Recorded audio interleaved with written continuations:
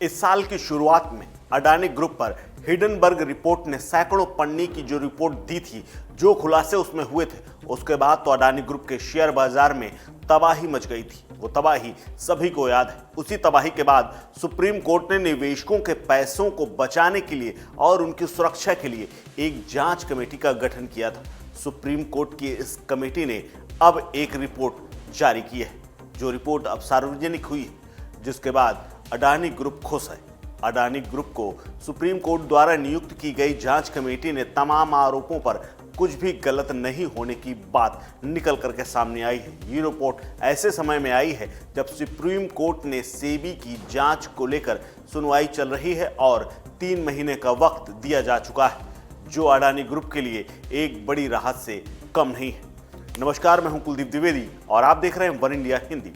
देश के कारोबारी जगत में हिडनबर्ग की रिपोर्ट से हड़कंप मच गया था, क्योंकि अरबों रुपए का कर्ज लेकर बैठे अडानी समूह के शेयर धड़ाम हो रहे थे। सरकार को अब तक पूरे मामले में जवाब तक नहीं सूझ रहा था।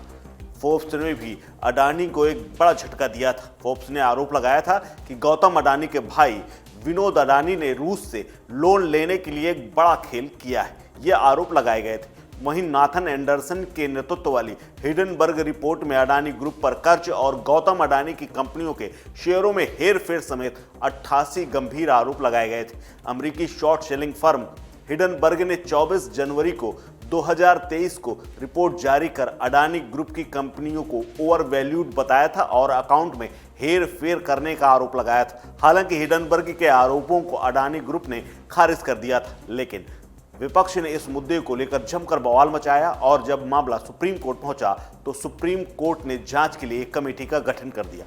अब इस कमेटी की रिपोर्ट आ गई है, जो कि राहत भरी है। सुप्रीम कोर्ट द्वारा गठित विशेषज्ञ समिति की रिपोर्ट में कहा गया है कि अडानी समूह ने सभी लाभकारी मालिकों का खुलासा किया है। साथ ये भी कहा है कि सेबी ने ऐसा कोई आरोप नहीं लगाया गया कि वे अडानी ग्रुप के लाभकारी मालिकों की घोषणा को खारिज कर रहे हैं। हिडनबर्ग रिपोर्ट आने के बाद अडानी के रिटेल हिस्सेदारी में इजाफा हुआ है। रिपोर्ट में यह भी साफ तौर पर कहा गया है कि मौजूदा नियमों और कानून का प्रथम दृष्टया किसी भी स्तर पर उल्लंघन नहीं किया गया है। हालांकि सुप्रीम कोर्ट द्वारा गठित विशेष समिति ने अपनी रिपोर्ट में यह भी कहा है कि सभी जांचों को समयबद्ध तरीके से पूरा करने की आवश्यकता है।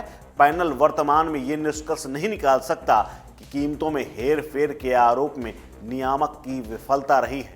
समिति ने अपनी रिपोर्ट में कहा है कि भारत के बाजार नियामक ने समूहों की संस्थाओं के स्वामित्व के संबंध में अपनी जांच में निष्कर्ष पेश किया है। रिपोर्ट में यह भी कहा गया है कि अडानी के शेयरों में स्थिरता वास्तव में बहुत अधिक थी, जिसकी वजह से हिडनबर्ग की रिपोर्ट और उसके परिणामों को भी वजह माना गया है, यानी जो शेयर थे वो बेहद अस्थिर थे। हिडनबर्ग की रिपोर्ट में यह भी दावा किया गया था कि अडानी ग्रुप की लिस्टेड 7 कंपनियां 85% ओवर वैल्यूड हैं।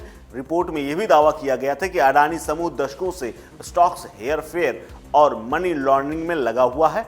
इस रिपोर्ट के बाद से अडानी ग्रुप के शेयरों में भारी गिरावट आई थी। सभी शेयर गिर गए थे और कंपनी का मार्केट कैपिटलाइजेशन घटकर तकरीबन आधा हो गया था। हालांकि अडानी समूह ने तब भी कहा था और अभी कहता है कि उसके पास बैंकों से लिया गया पैसा चुकाने का पर्याप्त पैसा बचा हुआ है। और वहीं सुप्रीम कोर्ट की इस रिपोर्ट के बाद उसके शेयर बाजार में भी थोड़ी सी तेजी देखी जा रही है और जो नकारात्मकता छाई हुई थी बाजार में, उसको लेकर के भी उसके बादल भी छटने शुरू हो जाएंगे, ऐसी उम्मीद की जा रही है।